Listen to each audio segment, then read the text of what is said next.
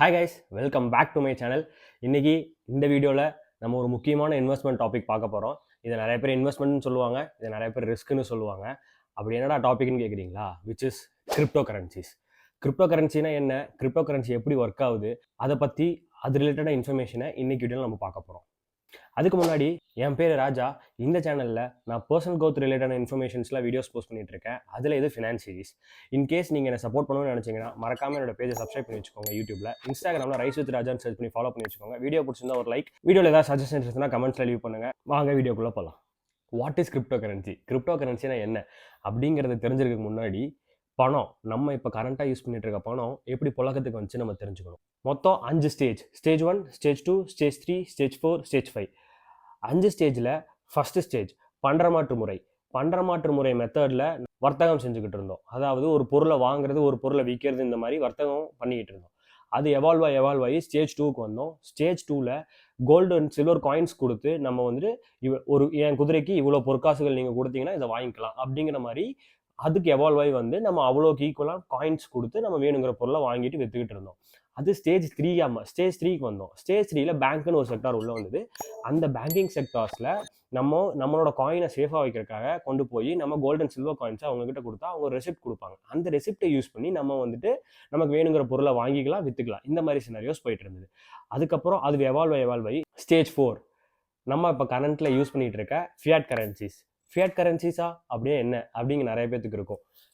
அதாவது நம்ம இப்போ யூஸ் பண்ணுற இந்த பேப்பர் பேர் தான் ஃபியாட் கரன்சிஸ். ஸோ இந்த ஃபியாட் கரன்சிஸில் நீங்கள் படித்து பார்த்தீங்கன்னா இந்த வெறும் பேப்பருக்கு 500 ரூபாய் மதிப்பு இருக்குது அப்படின்னு சொல்லிட்டு கவர்னர் சைன் போட்டு RBI சிம்பிள் இருக்கும். அதனால இந்த பேப்பருக்கு மதிப்பு. ஸோ இதுதான் ஃபியாட் கரன்சிஸ். இப்படி தான் நம்ம காசு எவால்வ் ஆகி இந்த ஸ்டேஜில் வந்து இந்த ஸ்டேஜில் நம்ம இப்போது மோஸ்ட் ஆஃப் த எக்கனாமி இந்த இதில் தான் ரன் ஆகிட்டு இருக்கு. இதுக்கு அடுத்து ஸ்டேஜ் 5ன்னு ஒன்று இருக்குது. அதுதான் கிரிப்டோ கரன்சிஸ். கிரிப்டோ கரன்சிஸ் இப்படி தான் எவால்வ் ஆகி கிரிப்டோ கரன்சிஸ்னு ஒன்று உள்ளே வந்தது. கிரிப்டோ கரன்சிஸ்னால் இங்கே என்ன அப்படிங்கிறது நிறைய பேருக்கு தெரியாது. அது ஒரு வர்ச்சுவல் கரன்சிஸ். ஃபார் எக்ஸாம்பிள், இப்போது நீங்கள் இந்த 500 ரூபாய் இப்போ என்கிட்ட இருக்கு. இந்த 500 ரூபாயை நான் உங்ககிட்ட கொடுத்து எனக்கு 500 ரூபாய்க்கு ஒரு பொருள் கொடுங்க அப்படின்னு சொன்னீங்கன்னா எனக்கு இந்த 500 ரூபாய்க்கு வருத்தான ஒரு பொருளை நீங்கள் தருவீங்கல்ல. இங்கே நான் வந்து ஃபிசிக்கலாக இந்த நோட்டை டச் பண்ணி இந்த ஃபிசிக்கலாக உங்கள் நோட்டு கொடுத்து இந்த ஃபிசிக்கலாக நான் உங்ககிட்ட இருந்து பொருள் வாங்கிக்கிறேன். இது எல்லாத்தையுமே வேர்ச்சுவலாக இப்போ நான் பேங்க் மூலமாக பண்ணலாம். ஃபார் எக்ஸாம்பிள், என்னோட UPI, அதாவது கூகுள் பே, ஃபோன்பே, பேடிஎம், கிரெட், இந்த மாதிரி ஏதோ ஒரு ஆப், என்னோட UPI ஆப் யூஸ் பண்ணி நான் என்ன பண்ணுறேன், உங்களுக்கு அமௌண்ட் அனுப்புகிறேன் வேர்ச்சுவலாக. நீங்கள் கையில் கொடுக்கல, அது எல்லாமே வேர்ச்சுவலாக நடக்குது, உங்கள் கண்ணால் நீங்கள் பார்க்குறீங்க, அவ்வளோதான். இது எதுவுமே வந்துட்டு நீங்கள் ஃபிசிக்கலாக டச் பண்ணி ஃபீல் பண்ணல. நீங்கள் 500 ரூபாய் அனுப்புறீங்க, அந்த 500 ரூபாய்க்கு எனக்கு பொருள் கொடுக்குறீங்க. ஸோ இதுதான் வேர்ச்சுவல் கரன்சிஸ். வேர்ச்சுவல் கரன்சி கிடையாது ஆக்சுவலாக, இதுதான் வேர்ச்சுவல் மெத்தட். ஸோ இப்போது என் பேங்க்கில் நான் உங்களுக்கு 500 ரூபாய் அனுப்பும் போது என் பேங்க்கில் அந்த 500 ரூபாய் ஜீரோவாகும். என் அக்கௌண்ட்டில் 500 ரூபாய் தான் இருக்குது. அந்த 500 ரூபாய் உங்களுக்கு அனுப்புனா நான் ஜீரோவும், உங்கள் அக்கௌண்ட்டில் அந்த 500 ரூபாய் ப்ளஸ்ஸாகவும் ஆகும். ஸோ இதுதான் வந்துட்டு அந்த வேர்ச்சுவலாக நீங்கள் பார்க்குறீங்களே, சேம் கேஸ். அது அப்படியே பார்த்தீங்கன்னா அதுதான் கிரிப்டோ கரன்சிஸ். பட் இதை நான் இப்போ என் அக்கௌண்ட்டில் 500 ரூபாய் நீ எனக்கு அனுப்பியிருக்க அப்படிங்கிற பட்சத்தில் என்னால் ATMல போய் இதை ஃபிசிக்கலாக வித்ட்ரா பண்ணி எடுத்துக்க முடியும். ஆனால் இங்கே இந்த கிரிப்டோ கரன்சிஸை ஃபிசிக்கலாக நீங்கள் எடுக்க முடியாது, ஃபுல்லாமே வேர்ச்சுவல் மட்டும்தான். அதுதான் அந்த கிரிப்டோ கரன்சிஸ். ஓகேவா? கிரிப்டோ கரன்சிஸில் ரொம்ப பாப்புலர், ரொம்ப ஃபஸ்ட்டாக வந்தது வந்துட்டு பிட்காயின். 2009 வந்தது. பிட்காயினை பற்றி மட்டும் நம்ம இந்த டாபிக் கிடையாது, ஒட்டுமொத்த கிரிப்டோ கரன்சி, அந்த மொத்த கரன்சிஸையும் தான் நான் கிரிப்டோ கரன்சின்னு சேர்த்து சொல்கிறேன். கிரிப்டோ கரன்சிஸ் ஏன் வந்தது அப்படிங்கிற விஷயத்த நம்ம இப்போ பார்க்கலாமா? ஸோ இந்த ஃபியாட் கரன்சிஸில் நிறைய லிமிடேஷன்ஸ் இருக்குது, நிறையா கவர்மெண்ட் இன்வால்வ் ஆகிருக்கு. பேங்க் இல்லாமல் உங்களால் இதை நெக்ஸ்ட் ஸ்டெப் ப்ரொசீட் பண்ணவே முடியாது. அந்த மாதிரி நிறைய லிமிடேஷன்ஸ் இருக்குது. ஸோ அதில் ஒரு 1 or 2 லிமிடேஷன்ஸ். இப்போ என்னோட UPI யூஸ் பண்ணி என்னால் உங்களுக்கு வந்து 1 lakhக்கு மேலே 24 ஹவர்ஸ்க்குள்ள அமௌண்ட் சென்ட் பண்ண முடியாது. NFTயில் நான் சென்ட் பண்ணுறேன், வேறு ஏதாவது பேங்கிங் மெத்தட்ஸ் மூலமாக நான் பேங்க்கில் போய் நிஃப்ட் அந்த மாதிரி மெத்தடில் சென்ட் பண்ணுறேன் அப்படின்னா 1 or 2 days ஆகும். இதுக்கு நிறையா கமிஷன்ஸ் போகும். இந்த மாதிரி எக்கச்சக்கமான க்ரைட்டீரியா, எக்கச்சக்கமான லிமிடேஷன்ஸ் இருக்குது. இந்த பேங்க் பேமெண்ட்ஸ் ஃபெயில் ஆகிறதுக்கு, பேங்க்கில் ஏதோ ஒரு விஷயம் கரெக்டாக ஒர்க் ஆகலை அப்படின்னா இந்த பேங்க் பேமெண்ட் ஃபெயில் ஆகிறதுக்கு நிறைய சான்சஸ் இருக்குது. இந்த மாதிரி நிறைய லிமிடேஷன்ஸ் இருக்கனால இதில் பேங்க் இன்வால்வ் ஆகி பேங்க் இல்லாமல் இது நெக்ஸ்ட் ஸ்டெப் ப்ரொசீடே பண்ண முடியாது அப்படின்னு சொல்லிட்டு இதில் லிமிடேஷன்ஸ் இருக்கனால தான் கிரிப்டோ கரன்சிஸ்னு ஒன்று உள்ளே கொண்டு வந்தாங்க. கிரிப்டோ கரன்சி சரி, இப்போ இதில் பேங்க் இன்வால்வ் ஆகுது, அப்போ கிரிப்டோ கரன்சிஸ் எப்படி ஒர்க் ஆகுது அப்படிங்கிறத நெக்ஸ்ட் புரிஞ்சுக்கலாம் வாங்க. Crypto currencies block chain technology அப்படின்னு ஒரு டெக்னாலஜியில் ஒர்க் ஆகிட்டு இருக்கு. பிளாக் செயின் டெக்னாலஜினா என்ன? நீங்கள் என்னென்ன டிரான்சாக்ஷன்ஸ் மேக் பண்ணுறீங்களோ அதுக்கு எல்லாத்துக்குமே பேக் எண்ட்னு ஒன்று ஞாபகம் வச்சுக்கோங்க. அந்த பேக் எண்டில் டேட்டா பேஸ்னு ஒன்று இருக்கும். அந்த டேட்டா பேஸில் நீங்கள் பண்ணுற டிரான்சாக்ஷன்ஸ் எல்லாமே ஸ்டோர் ஆகிட்டே இருக்கும். ஃபார் எக்ஸாம்பிள் ஒரு லைப்ரரி நீங்கள் போகிறீங்க, அந்த லைப்ரரியில் நீங்கள் ஒரு நோட் எடுத்துகிட்டு வரீங்கன்னா அந்த நோட் எழுதிட்டு வருவீங்கல்ல, இந்த நோட்டை நான் எடுத்திருக்கேன், இந்த டேட்குள்ளே ரிட்டர்ன் பண்ணிடுவேன், அந்த மாதிரி சில இன்ஃபர்மேஷன்ஸ் எழுதிட்டு வருவீங்கல்ல, அந்த மாதிரி நீங்கள் பண்ணுற டிரான்சாக்ஷன்ஸ் எல்லாமே ஒரு டேட்டா பேஸில் பேங்க் சைட்லேருந்து ஸ்டோர் பண்ணிட்டே வருவாங்க. இன்னைக்கு நீ இவ்வளோ பண்ணியிருக்கேன், உன் பேலன்ஸ் இவ்வளோ இருக்குது இதுன்னு சொல்லி சில அந்த மாதிரி ஸ்டோர் ஆகிட்டே வருவாங்க. இங்கே டேட்டா பேஸ் இன்வால்வ் ஆகிருக்கு. அதே கான்செப்ட் இங்கே வந்து பிளாக் செயினுங்கிறது இங்கே டேட்டா பேஸ் தேவையில்லை, ஒரு பெரிய லெஜர் ஒன்று இருக்கும். லெஜர்னா என்ன சொல்கிறதுனா ஒரு பெரிய நோட், ஒரு பெரிய நோட்டாக வச்சுக்கலாம், நீங்கள் ஒரு பெரிய எக்ஸல் ஷீட் மாதிரி ஒரு ஞாபகம் வச்சுக்கோங்க. நான் ரொம்ப இன்டெப்த்தாக இந்த கான்செப்ட்குள்ளே போகல, அதையும் சொல்லிடுறேன் இப்போவே. ஸோ அது பேர் லெஜர். ஸோ இந்த லெஜரில் நீங்கள் மேக் பண்ணுற டிரான்சாக்ஷன்ஸ் எல்லாமே ஸ்டோர் ஆகிட்டே வரும். ஆனால் உங்கள் பேரில் மட்டும் அது இருக்காது. இந்த ஒரு பெரிய நெட்வொர்க் இருக்குது, ஒரு பிளாக் செயின் நெட்வொர்க் இருக்குன்னா அந்த நெட்வொர்க்கில் மொத்தமாக நடக்கிற டிரான்சாக்ஷன்ஸ் எல்லாமே அந்த சிங்கிள் லெஜரில் ஸ்டோர் ஆகிட்டே வரும் பிளாக்காக. அது எல்லாமே செயின் மாதிரி கனெக்ட் ஆகி தான் இருக்கும். நான் ஒரு ரியல் டைம் எக்ஸாம்பிள் சொல்கிறேன். ஒரு பெரிய வாட்ஸ்அப் குரூப் இருக்கும். அந்த வாட்ஸ்அப் குரூப்பில் ஒரு 10 மெம்பர்ஸ் இருப்பாங்க. அந்த 10 மெம்பர்ஸ் தான் பிளாக் செயின் நெட்வொர்க் அப்படின்னு ஞாபகம் வச்சுக்கோங்க. இந்த 10 மெம்பர்ஸ்கிட்டையுமே ஒரு லெஜர் ஒன்று ஷேர் ஆகிட்டு இருக்கும் எல்லாத்துக்கிட்டையும். இப்போ வாட்ஸ்அப் குரூப் எப்படி ஒரு அட்மின், நம்ம பண்ணுற டிரான்சாக்ஷன்ஸ்க்கு எப்படி பேங்க் ஆர்பிஐல இருக்கோ அந்த மாதிரி இங்கே எந்த அத்தாரிட்டியும் கிடையாது. இங்கே எப்படி ஒரு டிரான்சாக்ஷன் ப்ராசஸ் ஆகுதுன்னு பார்க்கலாம். ஸோ ஃபஸ்ட்டு பர்சன் ஏ அந்த 10 குரூப் மெம்பர்லேருந்து ஃபஸ்ட்டு மெம்பர் என்ன பண்ணுறாருன்னா, நான் ஒரு மெசேஜ் குரூப்பில் போட போகிறேன். அந்த பர்சன் ஏ நான் தான். நான் என்ன பண்ணுறேன், ஒரு மெசேஜ் போட போகிறேன். இந்த மாதிரி நான் 500 பர்சன் 10க்கு நான் அனுப்பணும் அப்படின்னு சொல்லிட்டு ஒரு அனௌன்ஸ்மெண்ட் கொடுக்குறேன். குரூப்பில் ஒரு மெசேஜ் போடுறேன். அந்த மெசேஜ் இப்போ இருக்க அந்த குரூப்பில் இருக்க 10 பேர்த்துக்குமே அந்த மெசேஜ் போய் ரீச் ஆகிருக்கும். கரெக்டாக? ஸோ இந்த 10 பேருமே என்ன பண்ணுவாங்க அப்படின்னா, இந்த 10 பேரோட ப்ரொஃபைல் என்ன பண்ணுன்னா, அமௌண்ட்டை நான் டிரான்சாக்ஷன் ஸ்டார்ட் பண்ணி அந்த அமௌண்ட்டை நான் அனௌன்ஸ் பண்ணிட்டேன்ல, ஸோ எல்லாரும் வந்து வெரிஃபை பண்ணுவாங்க. இந்த சென்டர் நேம் கரெக்டாக இருக்கா, ரிசீவர் நேம் கரெக்டாக இருக்கா, ஹேஷ் வேல்யூஸ்னு ஒரு கான்செப்ட் இருக்குது. நான் அதை இன்டெப்த்தாக ரொம்ப போகல. ஹேஷ்னு ஒன்று இருக்குது, ப்ரீவியஸ் ஹேஷ்னு ஒன்று இருக்குது. நான் அந்த இன்டெப்த்குள்ளே போகல, ஞாபகம் வச்சுக்கோங்க. ஃபார் எக்ஸாம்பிள் சொல்கிறேன், சென்டர் நேம் கரெக்டாக இருக்குது, ரிசீவர் நேம் கரெக்டாக இருக்குது, at the same time hash values எல்லாம் கரெக்டாக மேட்ச் ஆகுது. அதே மாதிரி ஒரு செக்யூரிட்டி கீ இதுவும் மேட்ச் ஆகுது. இப்படி மேட்ச் ஆகும்போது என் அக்கௌண்ட்டில் இவ்வளோ அமௌண்ட் இருக்குது, இது எல்லாத்தையும் செக் பண்ணிவிட்டு அவங்க அக்கௌண்ட்டில் என் அக்கௌண்ட்லேருந்து டிடெக்ட் ஆகி அவங்க அக்கௌண்ட்டில் அது ஆட் ஆகும். ஆட் ஆனதுக்கப்புறம் என்ன நடக்கும்னா, அந்த லெஜர் திருப்பி அப்டேட் ஆகி திருப்பி இருக்கிற 10 மெம்பர்ட்டையுமே ஷேர் ஆகிருக்கும். நான் எப்படி ஒரு டிரான்சாக்ஷன் மேக் பண்ணணும் அந்த மாதிரி at the same time multiple transaction make ஆகிருக்கும்ல. இது எல்லாமே ஒரு பிளாக்காக வந்து ஸ்டோர் ஆகிருக்கும். ஓகேவா?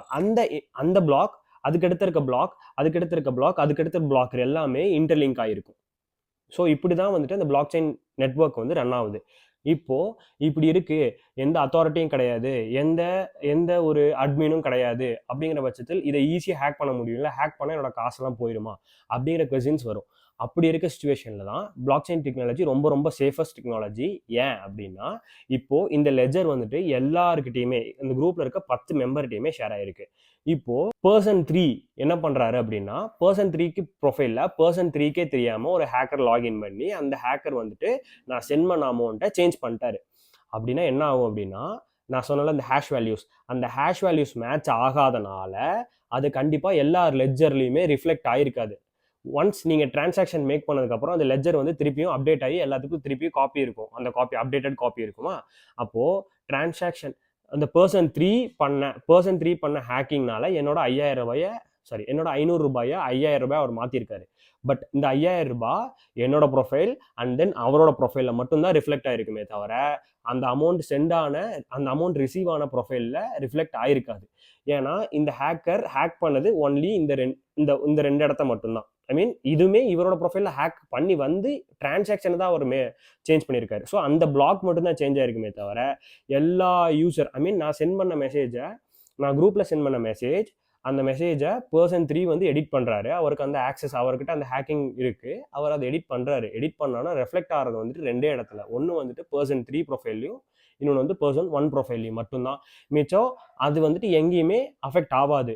ரீசன் என்னன்னு கேட்டீங்கன்னா, நெக்ஸ்ட் டிரான்சாக்ஷன் நடக்கும் போது ஏன் அஃபெக்ட் ஆகாது அப்படின்னா, நெக்ஸ்ட் டிரான்சாக்ஷன் நடக்கும் போது இந்த ஹேஷ் வேல்யூஸ் எல்லாம் மேட்ச் ஆகணும். ஆகாத பட்சத்தில் எந்தெந்த பிளாக்ஸ் மேட்ச் ஆகலையோ எந்தெந்த லெஜர் மேட்ச் ஆகலையோ அந்த இதெல்லாம் வந்துட்டு அது ரிமூவ் பண்ணிடும். அந்த technology block chain technology remove பண்ணிட்டு நெக்ஸ்ட் டிரான்சாக்ஷன் மேட் பண்ணி திருப்பியும் இந்த லெஜரை வந்துட்டு எல்லாத்தோட ப்ரொஃபைலுக்கு ஒரு காப்பி சென்ட் பண்ணிடும். பர்சன் 3ங்கிற ப்ரொஃபைலுக்கு வந்துட்டு என்ன நடக்குது, என் ப்ரொஃபைல் வந்து ஒருத்தர் ஹேக் பண்ணியிருக்காரு, இது எதுவுமே தெரியாது. ஸோ இப்போ அவரோட அக்கௌண்ட் ஃபுல்லாக ஹேக் ஆகி அவருக்கு அந்த காசுலாம் ஃப்ரீஸ் ஆயிருமான்னு கேட்டால் அப்படியும் நடக்காது. ஸோ அந்த டெக்னாலஜி ஜஸ்ட் செக் பண்ணுது, மேட்ச் ஆகாததை மெஜாரிட்டியோட செக் பண்ணும். இப்போ 10 பேர் இருக்கும், 10 பேர்ல 7 பேரோட லெஜர் சேமா இருக்கும், டிரான்சாக்ஷன் சேமா இருக்கும். எந்த ஒரு 500 தான் இருக்கும், 5000 ரூபாய் மாறி இருக்காது. எங்கெங்கெல்லாம் மாறி இருக்குன்னா இந்த 2 இடத்துல மாறி இருக்கா, அந்த 8 பேர். அப்போ அந்த இந்த 2 இடத்துல மாறி இருக்கோ அந்த 2 இதை மட்டும் விட்டுட்டு இது வந்துட்டு திருப்பி டிரான்சாக்ஷன் மேட் பண்ணதுக்கு அப்புறம் திருப்பி குரூப்ல இருக்க 10 பேத்துக்குமே அந்த லெஜரை ஷேர் பண்ணிடும். ஸோ இந்த இடத்துல வந்து ஹேக் பண்றது கஷ்டம், பட் ஹேக் பண்ண முடியுமான்னு கேட்டா ஒரு வழி இருக்கு. என்னன்னா, இப்போ இங்க இந்த வாட்ஸ்அப் குரூப்ல 10 பேர் இருக்கும். இந்த 10 பேர்த்தோட ப்ரொஃபைலையும் ஹேக் பண்ணா நீங்க வந்துட்டு இந்த இடத்துல நீங்க டிரான்சாக்ஷன்ஸை இது பண்ண முடியும். ஸோ இங்கே வந்துட்டு வாட்ஸ்அப் குரூப்ல வெறும் 10 பேர் இருக்கும். ஆனால் பிளாக் செயின் டெக்னாலஜிங்கிறது ஒரு பெரிய நெட்வொர்க். அதில் லட்சக்கணக்கான பேர் இருப்பாங்க. அவங்களோட ப்ரொஃபைல் எல்லாத்தையுமே நீங்கள் வந்துட்டு அட் அ டைமில் ஹேக் பண்ணி அதில் நீங்கள் சேஞ்ச் பண்ணால் மட்டும்தான் இந்த டிரான்சாக்ஷன்ஸ் எல்லாத்தையும் உங்களால் மாற்ற முடியுமே தவிர அது வரைக்கும் முடியாது. அதுலேயுமே அந்த previous hash values, next hash value, இந்த மாதிரி ஹேஷ் வேல்யூஸ் எல்லாம் மேட்ச் ஆகணும். இன்கேஸ் ஏதாவது ஒன்று எரர் ஆச்சு அப்படின்னா ஹேக் பண்ணுறவன் ஃபர்ஸ்ட்லேருந்து தான் ஹேக் பண்ணணும் அதை. ஸோ மொத்த நெட்வொர்க்கையும் அவன் ஹேக் பண்ணால் மட்டும்தான் அவனால் அந்த லெஜரில் உள்ள வேல்யூஸை சேஞ்ச் பண்ண முடியும். ஸோ இங்கே பேங்க் இல்லாதனால எல்லாத்தோட டிரான்சாக்ஷன் டீட்டெயில்ஸ் எல்லாமே ரொம்ப ரொம்ப டிரான்ஸ்பரண்டாக இருக்கும். இப்படி தான் வந்துட்டு கிரிப்டோ கரன்சிஸ் இந்த பிளாக் செயின் டெக்னாலஜி மேலே ரன் ஆகிட்டு இருக்கனால இது ரொம்ப ரொம்ப சேஃப். ஸோ இதை ஏன் இப்போ ஒரு விஷயமா கொண்டு வரேன் அப்படின்னா, பெரிய இன்வெஸ்ட்மெண்ட் எக்ஸ்பர்ட்ஸ்லாம் வந்துட்டு இதை வந்துட்டு ஒரு இன்வெஸ்ட்மெண்ட் ஐடியாவை தான் பார்க்குறாங்க. ஸோ அவங்க மொத்த போர்ட்ஃபோலியோலேருந்து 1% 5% கொஞ்சம் காசு எடுத்து பெரிய காயின்ஸில் வந்துட்டு அவங்களோட போர்ட்ஃபோலியோலேருந்து ஒரு 1% 5% எடுத்து அமௌண்ட்டை உள்ளே போட்டு வைக்கிறாங்க. ஆனால் இதில் வந்துட்டு ரொம்ப ரொம்ப ரிஸ்க் அதிகம். ஏன் அதையும் சொல்கிறேன் அப்படின்னா, இது வந்துட்டு கிரிப்டோ கரன்சிஸில் வந்துட்டு ஏற்றம் இறக்கம் வந்துட்டு ரொம்ப ஃபாஸ்ட்டாக இருக்கும். நீங்கள் இன்னைக்கு தூங்கி எந்திரிக்கும் போது 10 லட்ச ரூபாய் இருக்கும், திடீர்னு அடுத்த நாள் காலையில் 1 லட்ச ரூபாய்க்கு மாறும். இந்த மாதிரி ஏற்ற இறக்கம் பயங்கரமாக இருக்கும். அதனால இதை வந்துட்டு ஒரு ட்ரஸ்டபிள் இன்வெஸ்ட்மெண்ட் சோர்ஸாக சொல்ல முடியாது, பட் இது ஒரு இன்வெஸ்ட்மெண்ட் சோர்ஸாக சொல்லலாம். பட் இதில் நிறைய ரிஸ்க் இருக்குது. நீங்கள் யாராவது கிரிப்டோ கரன்சிஸில் இன்வெஸ்ட் பண்ணணும்னு நினச்சிங்க அப்படின்னா, நான் 2021 கிரிப்டோ கரன்சிஸில் கொஞ்சம் காசு போட்டுட்டு இருக்கேன். கேஸ் யாராவது போடணும், நான் என்ன ஆப் யூஸ் பண்ணுறேன்னு தெரிஞ்சுக்கணும்னு நினச்சிங்கன்னா, நான் காயின் ஸ்விட்ச் அப்படின்னு சொல்லிட்டு ஒரு ஆப் யூஸ் பண்ணிட்டு இருக்கேன். அந்த ஆப்போட அஃபிலியேட்டட் லிங்க் கீழே கொடுத்துருக்கேன். அதை யூஸ் பண்ணி ஒரு ப்ரொஃபைல் கிரியேட் பண்ணி வேணும்னா அதில் நீங்கள் கிரிப்டோ கரன்சிஸ் வாங்கிக்கலாம், வித்துக்கலாம், என்ன வேணா பண்ணிக்கலாம். அதில் எக்கச்சக்கமான கிரிப்டோ கரன்சிஸ் இருக்குது. யூசர் ஃப்ரெண்ட்லியான ஆப் தான் அது. ரொம்ப இன்டெப்த்தாக பிளாக் செயின் எப்படி ஒர்க் ஆகும், பிளாக் செயின் டெக்னாலஜி எப்படி ஒர்க் ஆகும் அப்படிங்கிறது நான் ரொம்ப இன்டெப்த்தாக போல. இது ஒரு பேசிக் அண்டர்ஸ்டாண்டிங் மட்டும்தான். பட் கிரிப்டோ கரன்சிஸை இன்வெஸ்ட்மெண்ட்டாக பார்க்காததும் உங்களோட தனிப்பட்ட இஷ்டம். ஃபியூச்சரில் ஃபியாட் கரன்சிஸ் போயிட்டு கிரிப்டோ கரன்சிஸ் மட்டுமே நம்ம புழக்கத்துக்கு வந்தாலும் வரலாம். இப்படிலாம் உங்கள் மைண்டில் இப்போ நிறைய ஓடிட்டு இருக்கும். கிரிப்டோ கரன்சிஸில் நீங்கள் இப்போ இன்வெஸ்ட் பண்ண போறீங்களா என்னங்கிறத மறக்காமல் கமெண்ட்ல லீவ் பண்ணுங்கள். இன்கேஸ் இன்வெஸ்ட் பண்ணுறீங்க அப்படின்னா இதை பற்றி ப்ராப்பர் ரிசர்ச் பண்ணிட்டு இன்வெஸ்ட் பண்ணுங்க. நம்ம பேஜை மறக்காமல் சப்ஸ்கிரைப் பண்ணி வச்சுக்கோங்க. அண்ட் தென் இந்த வீடியோக்கு ஒரு லைக் மறக்காமல் போட்டுருங்க. உங்கள் ஃப்ரெண்ட்ஸ் அண்ட் ஃபேமிலிக்கு இந்த வீடியோவை மறக்காமல் ஷேர் பண்ணி விடுங்க. அடுத்த வீடியோவில் சந்திப்போம். பாய்.